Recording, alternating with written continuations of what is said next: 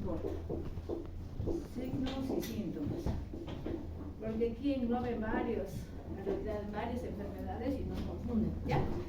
Lo que viene es la parte de los síntomas, ¿ya? El síntoma cardinal generalmente en un problema autoinmune son las artralgias, ¿ya? Pero las artralgias las podemos ver en sinfín de enfermedades, ¿ya? Pero la diferencia en la parte sobre todo de signo es la artritis, ¿ya? O sea, sí o sí, aparte de que presente el paciente las artralgias, ¿ya? Que es algo que se puede presentar en varias enfermedades, también tenemos que tener datos de artritis. Las artritis, como dice su nombre, tienen que ser dolor, aumento de tamaño, tumefacción, ¿ya? Y lo que nosotros llamamos la famosa rigidez matutina, ¿ya? Que el paciente siente entumecido y no puede, le cuesta realizar, ¿no? La mayormente se frota, pues entre 30 a 1 hora para que otra vez vuelva las articulaciones, ¿ya? Las siente en cierta manera totalmente rígidas, ¿ya? La famosa rigidez matutina, ¿no? En pacientes que tienen estos datos, sobre todo de artritis. Pero se ve, en la consulta evidentemente se ve el aumento de volumen y los datos de trombosis, ¿ya? Entonces, después de esto tenemos también las famosas mialgias. Pero igualmente las mialgias las podemos ver en diferentes enfermedades, ¿no? El resfrío es el que más les va a generar mialgias, artralgias, ¿no? Pero en la parte de traducción de signos se traduce como pérdida de fuerza muscular, ¿ya? Entonces, cuando las personas, recordemos que dentro del examen semiológico, en el examen físico tienen el balance muscular, ¿ya? La famosa escala, me llega el cambio, ¿ya? Entonces, ya lo que viene es en la parte del balance muscular. Se iban a evaluar cómo se evalúa la fuerza muscular, realmente siempre 5/5, ¿ya? Que hacemos con la escala de Daniels, ¿ya? Pero cuando el paciente realmente ha perdido la fuerza muscular, ¿ya? Es bien llamativo, ¿ya? Pueden llegar a la paraparesia, cuadriparesia de origen muscular. Lógicamente la primera causa de las paraparesias van a llegar a ser, y cuadriparesias van a ser problemas de trauma. Pero el problema es cuando estos pacientes no tienen este tipo de antecedentes, ¿ya? Después tenemos ya lo que viene a ser, ¿ya? Que vemos la famosa serostomía, ¿ya? Y la famosa seroftalmia, ¿ya? ¿Qué significa? En la parte médica, traducción de lo que viene a ser sequedad. Sequedad de lo que viene a ser los ojos y sequedad de la boca. Generalmente tienen tendencia a formar úlceras, ¿ya? Sí, van a consultar, ¿ya? En lo que viene a ser úlceras y lo que viene a ser en los ojos, ¿ya? Recordemos que los ojos tienen una lágrima, ¿ya? Una película de lágrima que es lo que nos protege, pero esto en estas enfermedades se va perdiendo y por eso tienen problemas del famoso ojo seco, y también señalan sequedad en boca, pero que esta vez no es por la diabetes, sino porque obviamente las glándulas han dejado de producir saliva, ¿ya? Serostomía es clásico de sobra, por ejemplo, ¿ya? Que es una enfermedad que también se ve sobra, ¿ya? Entonces vemos seroftalmia y serostomía. Realmente a veces el oftalmo ve que debido a que no tiene esta película forman úlceras generalmente, ¿ya? Entonces, pero también son síntomas que acuden los pacientes, ¿ya? Signos, ¿ya? Entre otros de los síntomas que tenemos de problemas en este caso, puede ser uno tan grande como es la fiebre, ¿ya? La fiebre lo podemos tener lógicamente, la primera causa va a ser infecciones, lógicamente, pero cuando se descartan infecciones, ingresan estas enfermedades autoinmunes, ¿ya? Ingresan dentro de lo que se llama la fiebre de origen desconocido, el FODR, ¿ya? Entonces, fiebre, ¿ya? Después tenemos otro tipo de alteraciones, ¿ya? Que podemos tener las famosas, en este caso, fases, ¿ya? Perdón, aquí en signo, las fases, ¿no? Aquí en ala de mariposa, y también existe, ¿ya? En ala de mariposa que presentan los pacientes eritema a nivel malar, ¿ya? ¿Ya? Y también tenemos el eritema, también el heliotropo se llama, que es en este caso biauricular, ¿ya? Que se puede ver, ¿ya? Sobre todo este, por ejemplo, del heliotropo. El de alas de mariposa es típicamente se asocia al lupus, ¿ya? El heliotropo se asocia generalmente a pacientes con dermatopoliomiositis, ¿ya? Estos famosos eritemas, ¿ya? Que pueden presentar los pacientes. Luego también en signos tenemos lo que vienen a ser las famosas petequias, que pueden presentar, ¿ya? Equimosis, que pueden presentar los pacientes sin antecedentes traumáticos, ¿ya? Sobre todo en patología hematológica, ¿ya? Entonces podemos tener diferentes obviamente signos y síntomas, ¿ya? Lastimosamente dentro de los síntomas se engloban obviamente varias enfermedades, ¿ya? Pero sobre todo que diferenciar, ¿ya? Ahora, ¿ya? Y obviamente se puede citar más signos y síntomas en lo que viene a ser la parte de enfermedades autoinmunes, ¿ya?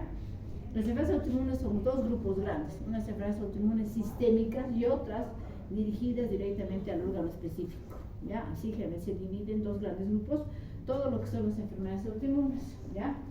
Ahora, dentro de lo que vienen a ser las enfermedades autoinmunes, como os he explicado en las anteriores clases, es en este caso la formación de los anticuerpos que he mencionado, ¿ya? Pero no se sabe específicamente por qué se desarrollan estas enfermedades, ¿ya? Pero el laboratorio, en este caso clínico, sí nos orienta y nos ayuda, ¿ya? Primero, por el simple hemograma, ¿ya? El hemograma, ¿ya? Uno de los datos siempre son las anemias, ya que han visto, anemias monocíticas, ¿no? Monocómicas, crónicas. La anemia crónica es la que más se asocia a problemas autoinmunes. Luego, lógicamente, anemia hemolítica, como he señalado, también es de causa autoinmune, ¿ya? Entonces, y en la clínica vamos a ver también la ictericia también en pacientes y, lógicamente, el descenso abrupto de lo que viene a ser la hemoglobina. Luego, en la serie blanca, la leucopenia. La leucopenia, sobre todo, es característica de LES, ¿ya? LES, ¿ya? Asociado también a la linfopenia, ¿ya? Entonces, es una de las enfermedades que más se caracteriza por tener un compromiso hematológico y, lógicamente, la trombocitopenia, que también se puede asociar también al LES y también se asocia a la púrpura trombocitopénica idiopática que han hablado. Entonces, el hemograma simple nos puede orientar a problemas inmunológicos. Pero, como en todo en medicina, hay hemogramas que están solamente con anemia crónica y pueden estar en diferentes enfermedades también autoinmunes, ¿ya? Luego tenemos ya lo que viene a ser la parte, ¿ya? De la parte, en este caso, de función renal, ¿ya? NUS, que ha tenido una insuficiencia renal en pacientes jóvenes, como han visto en los casos que han presentado, ¿ya? Puede orientarlos también a patología autoinmune, como es el LES, ¿ya? Los síndromes en este caso, ¿no? Que se tienen insuficiencias renales, ¿no? Posteriormente tenemos lo que viene a ser otro tipo de causas, alteraciones del sedimento, que hemos visto, proteinuria y hematuria, ¿ya? Se consideran igualmente, obviamente, hematuria de origen nefrológico y proteinuria, que obviamente nos pueden orientar igualmente al problema renal, sobre todo en el lupus, ¿ya? Y, lógicamente, los reactantes de fase aguda, que han mencionado, ¿ya? Que menciona Dani, que viene a ser la velocidad de instrumentación, el BES, ¿ya? El BSG, que se asocian al problema también autoinmune, ¿ya? El BES generalmente lo normal es máximo 10 a la primera hora, ¿no? Y obviamente de acuerdo a la edad también puede ir incrementándose, ¿ya? Pero obviamente máximo hasta 20 es un BES normal. Pero obviamente cuando existen infecciones se va a elevar, son proteínas que se van a elevar cuando existe una inflamación, ya sea de causa infecciosa o no infecciosa, entonces se eleva. Ahora señalan que para pacientes autoinmunes teníamos que tener un BES, en este caso ya sea moderado, ligeramente moderado, o en su caso, ¿ya? Extremadamente, en este caso, acelerado, ¿no? Y acelerado, para que nos oriente. Obviamente ves arriba de 50 y peor si es arriba de 100, sobre todo en las lúpicas, ¿ya? Que es lo que más tenemos. Luego, pero ves, como les digo, es que nos sale el diagnóstico. No es una sospecha, pero igual, a veces nos orientan muchas cosas. La proteína C reactiva, ¿ya? La proteína C reactiva es un reactante de fase aguda, tiene ese nombre porque obviamente se ha encontrado en pacientes con neumonía, por eso con neumonía, ¿eh? ¡Uy, chavallina! ¿Qué ha pasado, Gina? ¿Ya? Ya, entonces tenemos ya lo que viene a ser la parte, en este caso, de los reactantes, y más tarde a veces es un dato justificativo porque si se lo supo más tarde ¿ya? Entonces lo que viene a ser la parte de este tipo de, bueno, esta PCR, como se encuentra en la ocurrencia de neumonía en infecciones, ha surgido primero como infecciones asociadas a neumonías. Posteriormente se da cuenta que también tenía varias utilidades, entre ellas era también ver esto del diagnóstico de enfermedades autoinmunes. El PCR llega a ser de manera cuantitativa y cualitativa. Van a ver que en algunos les reportan cruces, una cruz, dos cruces, ¿ya? O tres cruces. Generalmente ya sea 2 o 3 cruces te orienta a problema infeccioso, pero si no es infeccioso posiblemente de origen inflamatorio, y el que más asocia a nuestros medios la artritis reumatoide sobre todo, y también el LES, ¿ya? Pero generalmente entra sobre todo la artritis, ¿ya? El PCR, ¿ya? Ahora, la PCR es ultra sensible, han hablado, este es diferente, este es el mismo, pero ingresa con valores menores, ¿ya? Obviamente, menores generalmente de 3, y esto nos orienta sobre todo a problemas cardiovasculares, ¿ya? O sea, este es un marcador para prevenir enfermedades cardiovasculares, ¿ya? Pero obviamente es otro hincapié que tiene utilidad el PCR, ¿ya? Ultrasensibles, ¿ya?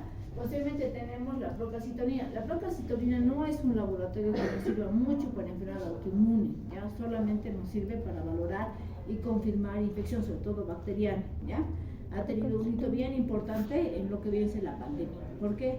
Porque obviamente gracias a sus valores, digamos, el paciente estaba con sepsis, con señas de 2, en este caso hasta 10, y arriba de 10 y en shock séptico, y obviamente refrendaba más el uso de antibióticos, que ese era un gran problema en lo que era la parte de la pandemia, porque al ser una infección viral, ¿por qué seguíamos dando antibióticos? Se trazó, se ha usado varios medicamentos, Imipen, Imbam, pues se ha usado y decían, ¿por qué? Y se ha visto también que parte de la síndrome de respuesta inmunológica que tienen los pacientes tenían una infección no solo viral, también sobreinfectada con también bacterias. Por eso obviamente se veía procalcitonía en 20, 30, 100 en los pacientes que teníamos internados con las neumonías graves, ¿no? Entonces, por eso la procalcitonía ingresa, pero obviamente no nos sirve mucho en pacientes con problemas autoinmunes, ¿ya? Sobre todo es el BES, como reactantes que los tenemos en la parte práctica, y la proteína C reactiva. Hay otros reactantes, pero como han visto, no los tenemos a la mano, o sea, ¿no? Está la ferritina, ¿ya? Pero no los tenemos, ¿no? Y lo que viene a ser el complemento, que son reactantes igual, tiene utilidad, pero obviamente en dos patologías en especial. Uno que viene a ser el lupus, lógicamente, ¿ya? Y también en crioglobulinemias, van a ver alguna vez, pero son bien raras, esas sí son más raras todavía, crioglobulinemias, ¿ya? Entonces son bien raras esas enfermedades, ¿sabes? No nos olvidemos, ¿ya? Entonces tenemos obviamente este tipo de enfermedades, ¿ya? Entonces estos son los reactantes de fase aguda que nos pueden orientar, ¿ya? El que más usan generalmente es la proteína C reactiva, ¿ya? Porque los pacientes, ¿y en qué grupo siempre tenemos más cuidados? Con el grupo, como han visto en las autoinmunes, las mujeres jóvenes, ¿ya? En edad reproductiva. Cuando los pacientes dicen, no tengo mucho dolor, en la mañana parece como si estuviera entumecida toda mi mano, se me hincha, no puedo hacer todas mis actividades rápido porque tengo que frotarme, ¿ya? Entonces, realmente estos dolores se traducen mucho a problemas de artritis que hay en nuestro medio. La primera enfermedad prevalente en nuestro medio, ponemos aquí en todo lo que viene en Bolivia, es artritis reumatoide. Es la primera enfermedad que nosotros vemos en la parte de consulta sobre todo, ¿ya? Artritis reumatoide. Muy bien, esto por si acaso, todo lo que viene a ser enfermedad autoinmune, ya, todito, igual que la parte de diabetes, está regulado los criterios por cada enfermedad por el Colegio Americano de Reumatología. Ya, todo tiene criterios, no es que uno diagnostica.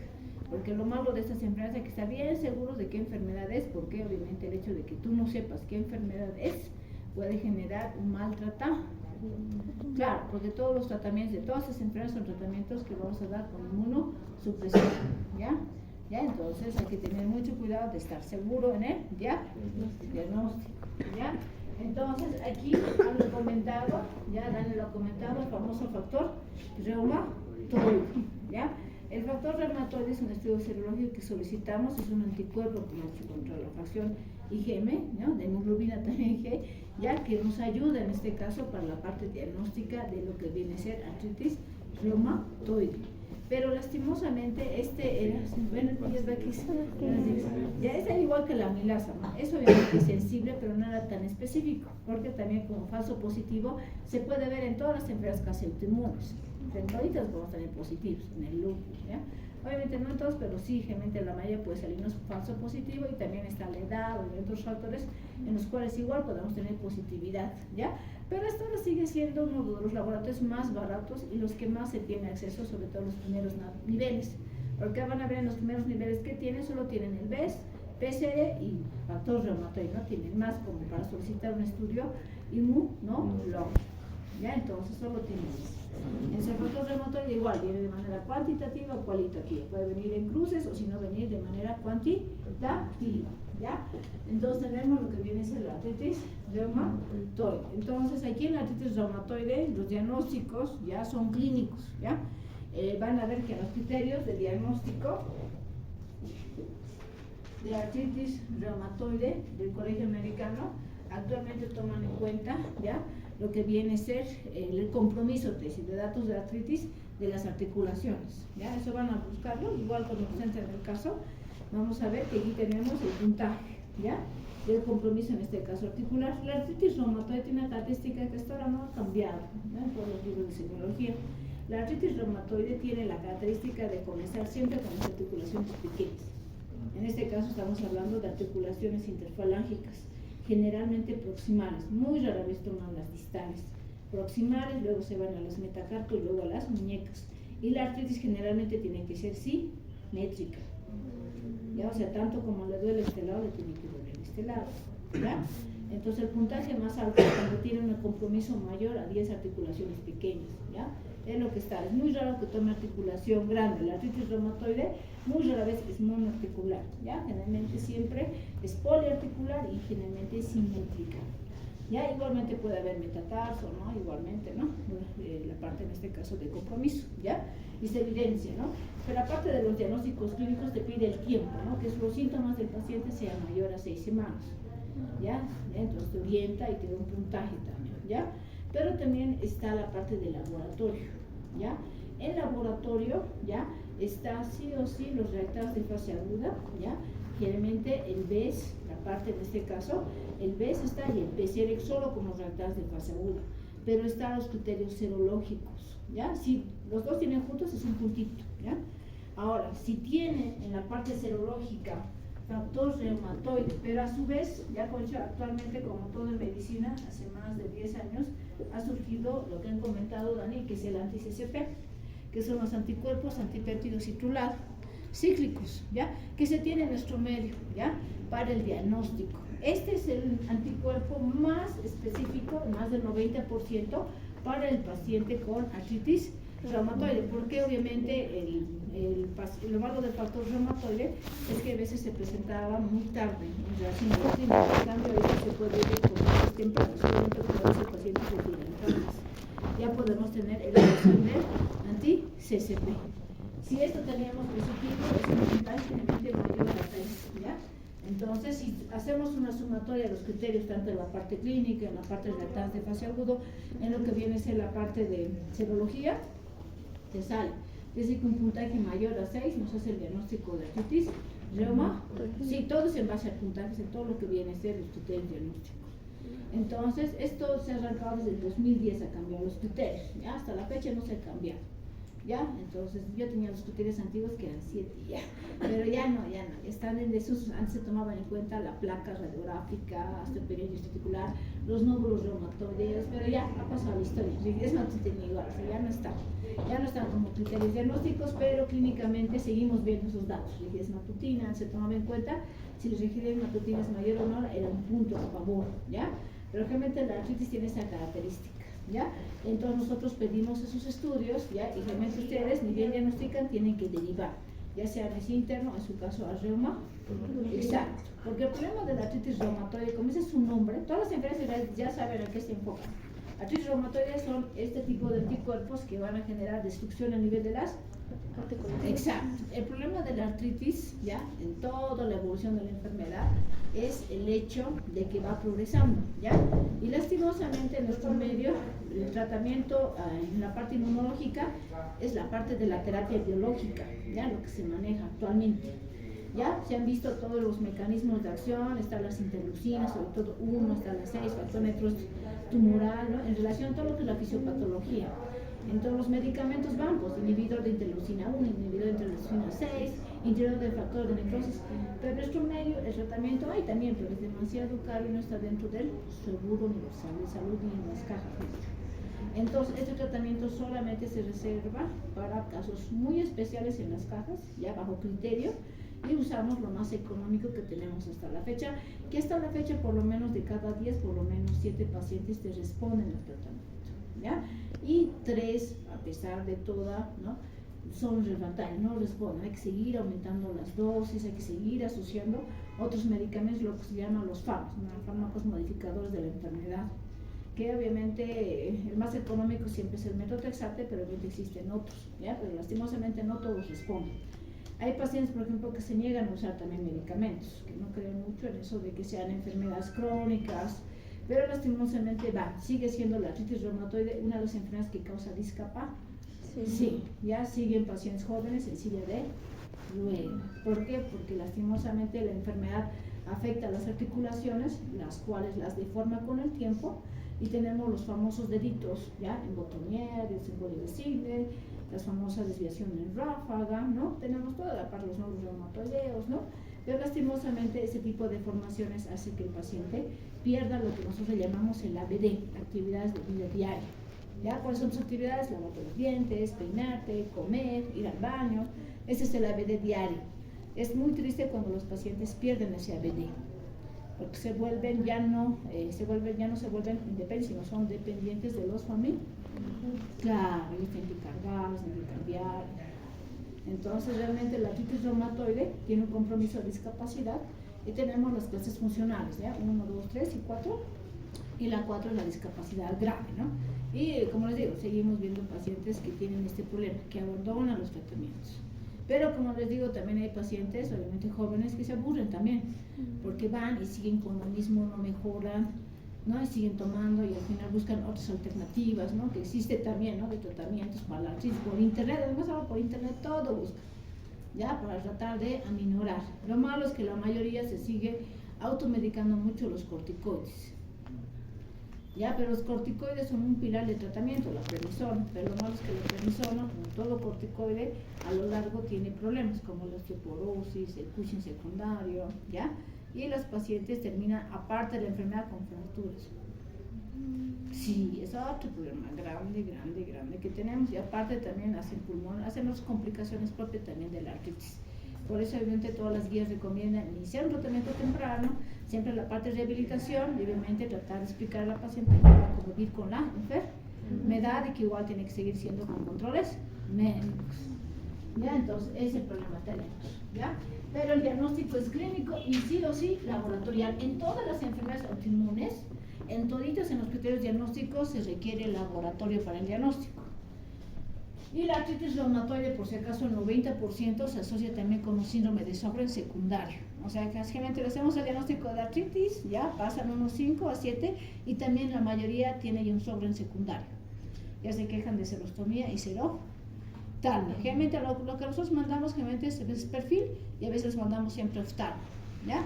¿Para qué oftalmo? Es los que hacen los famosos test de Schimmer, ¿ya? Para ver si tiene realmente la parte exacta, ¿ya? Ellos igual nos reportan, ¿no? Es evidencia sequedad, ¿no? Y el tratamiento son lágrimas artificiales, ¿no? De todos los seres autoinmunes, el más benigno siempre es el Sjögren, porque solamente el Sjögren, ¿qué significa? La formación de los anticuerpos que he mencionado, Ale, que bien digo Adri, que viene a ser en este caso el antirrol, antila, ¿ya? Estos anticuerpos van a llegar a atacar las glándulas salivares, ¿ya? Estos son enfermedades órganos específicos. Afectan, ¿ya? E inmediatamente, obviamente, van a dejar de producir saliva, ¿ya? Y obviamente a nivel también lo mismo pasa a nivel de la glándula lagrimal, pues tampoco existe, obviamente, las lágrimas y se generan estos síntomas.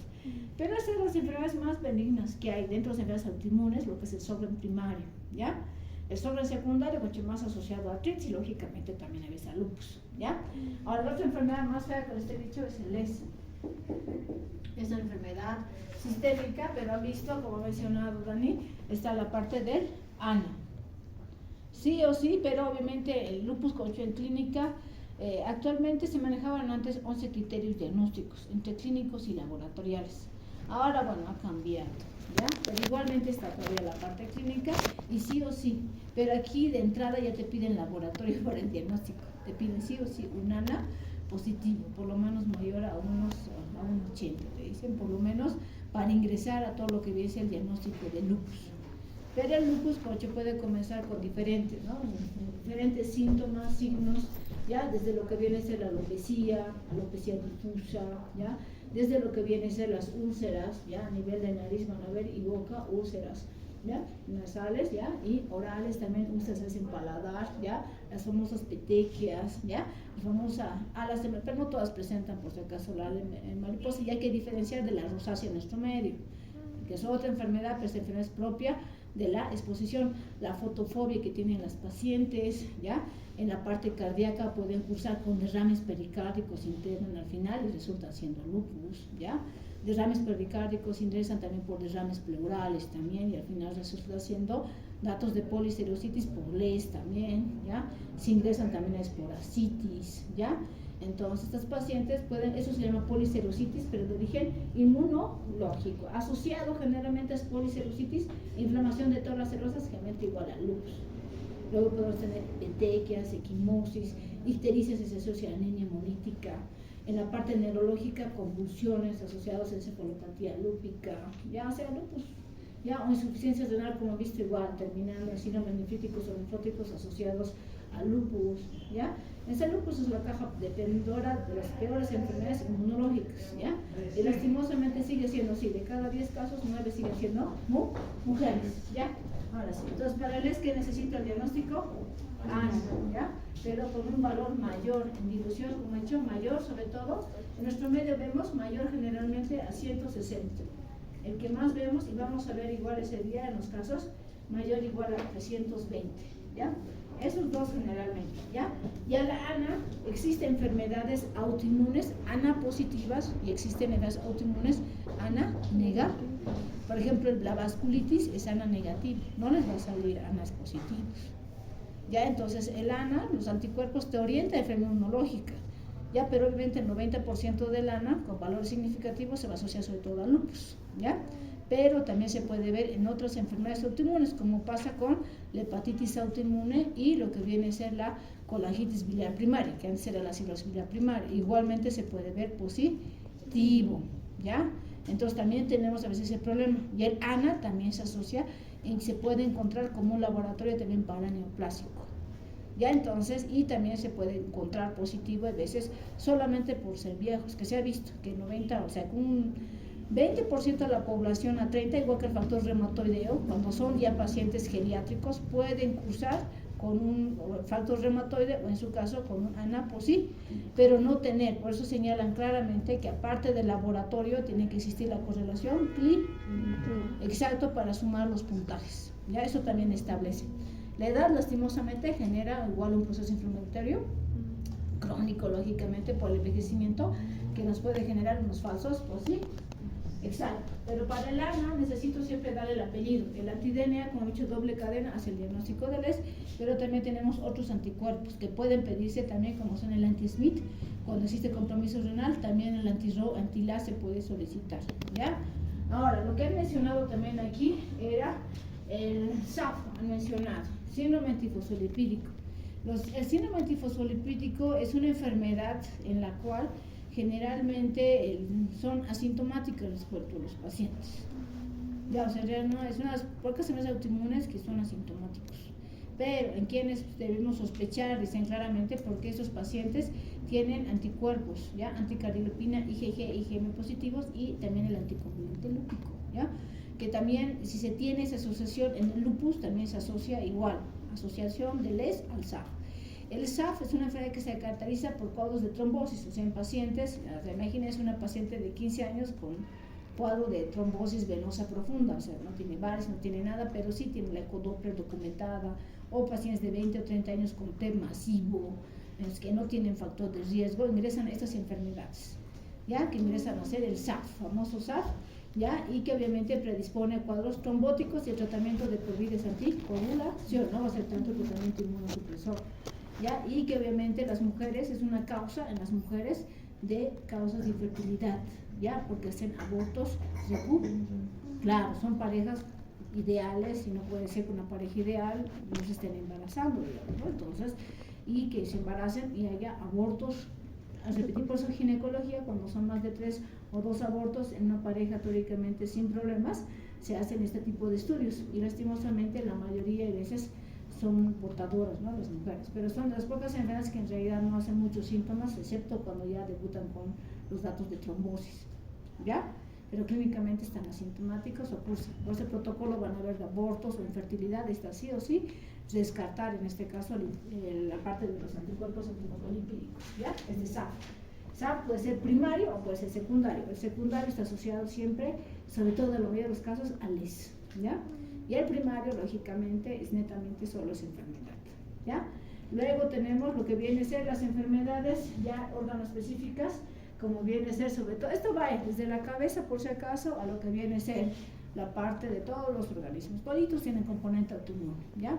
Tenemos lo que viene a ser la parte IUVIX, por ejemplo, el oftalmo autoinmune, ¿ya? Las que más vemos es a nivel de tiroides, la enfermedad de Graves-Bachelot, es una enfermedad autoinmune, ¿ya? Que comienza con datos de hipertiroidismo. Y aquí tenemos que pedir los anticuerpos anti lo que dice el receptor TSH, que se pide y que hay también en nuestro medio, ¿ya?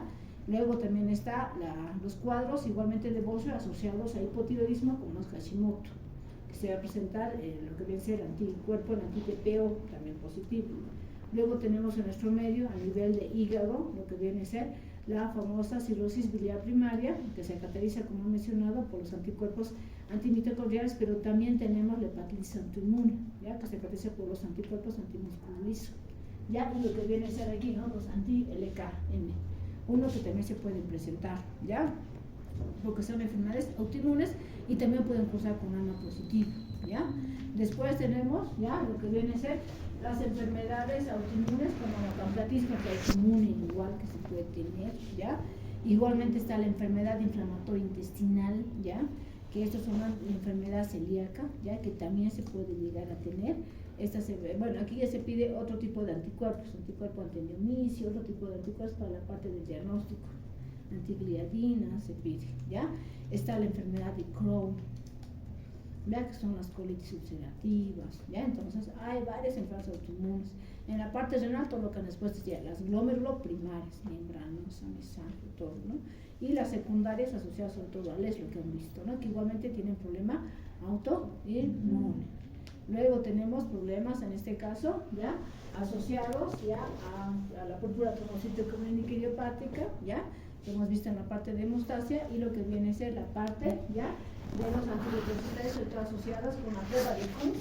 La compra de Coombs directo nos hace la parte de diagnóstico también de anemia hemolítica también, ¿ya? Entonces tenemos, ¿ya? Luego también está de piel, también tenemos, pero aquí ya no pues mucho laboratorio, que está vitíligo, que eso más va con biopsia, y pénfigo está también con enfermedades, en este caso, autoinmunes. O sea, hay varias enfermedades autoinmunes que vemos de manera diaria. Después está la parte de la esclerodermia también, ¿ya? En la esclerodermia, ¿ya? La enfermedad de esclerodermia que han visto que es el acotamiento de la piel, ¿ya? Y también en lo que viene a ser la parte de enfermedad mixta de tejido conectivo, ¿ya? Se puede pedir el test de ENA, ¿ya? El test de ENA lo ha explicado muy bien Adri, ¿ya? Son los antígenos extraídos del núcleo, y en nuestro medio sobre todo lo asociamos y solicitamos en estas enfermedades. En el lupus igual está obligatorio pedir también el test de ENA, o sea, aparte de pedirle ANA anti-DNA, tengo que tener mi test de ENA en donde están todos los anticuerpos, ¿ya? Para la parte del diagnóstico, ¿ya? Pero ustedes sobre todo manejen lo que más vemos como patología prevalente, ¿ya? Pero como han visto pueden debutar de diferentes maneras, ¿ya? En nuestro medio vemos como patología autoinmune, y por eso existe la especialidad de reumatología e inmunología, ¿ya?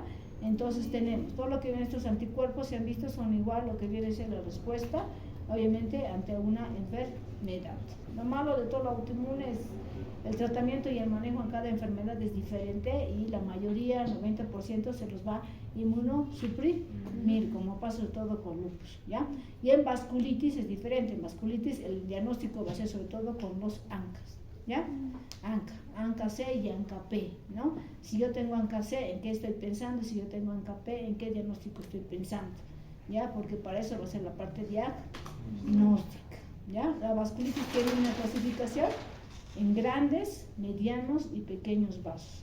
La que más vemos obviamente son pequeños vasos para la parte del diagnóstico, ¿ya? Clínicamente igualmente puede convertirse con síndrome de riñón-pulmón, con cuadros netamente con petequias, ¿ya? O con datos de glomerulos rápidamente progresivas, pero en nuestro medio igual, la vasculitis sigue siendo una causa, por lo menos aquí, para el ingreso a diálisis, ¿ya? Por lo menos si es que no se hace el diagnóstico temprano, la biopsia, todo eso, para ver los esquemas de tratamiento. Pero ANCA también, todo lo que viene a ser estos estudios los tenemos, pero en el laboratorio que han visto básico solo hay los reactantes de fase aguda y máximos del factor remoto, y aquí tenemos también anti-CCP en laboratorio de clínicas, porque obviamente lo exige Roma, claro, hematología, ¿ya? Pero en cambio lo demás lo tenemos también, ¿ya? Algunos están con convenio con el SUS, ¿ya? Pero los que están con convenio con el SUS, ¿ya? Los que están con convenio del SUS, ¿ya? Hay que hacer compra, en este caso se llenan formularios específicos y tenemos que hacer la solicitud, ¿no? Justificando la parte ya, pero tenemos, en nuestro medio tenemos los laboratorios, y obviamente en la parte privada se hace siempre en CELADIS, bien, y nosotros tenemos un enlace en donde puede pedir, ¿ya? Se el ADIS y también lo hacemos en INAMEN, también lo está haciendo lo que viene a ser la parte de perfil inmuno, o sea, ¿ya? Listo, entonces, vamos a completar todavía con los casos, porque los vamos a dividir para el siguiente lunes mitad, ahí vamos a completar todavía algunas pautas más, ¿ya? Pero obviamente el perfil inmunológico siempre es así más complejo, pero lo que ustedes tienen que saber es cuándo diagnostico artritis y lupus, porque es lo más frecuente que van a ver, ¿ya? Y como les digo, nos vamos a ver el día viernes como siempre, ¿ya?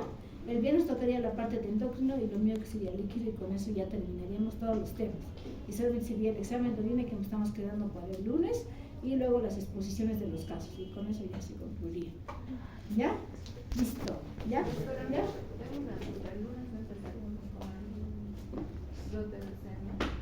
No, pues, ese es el día final.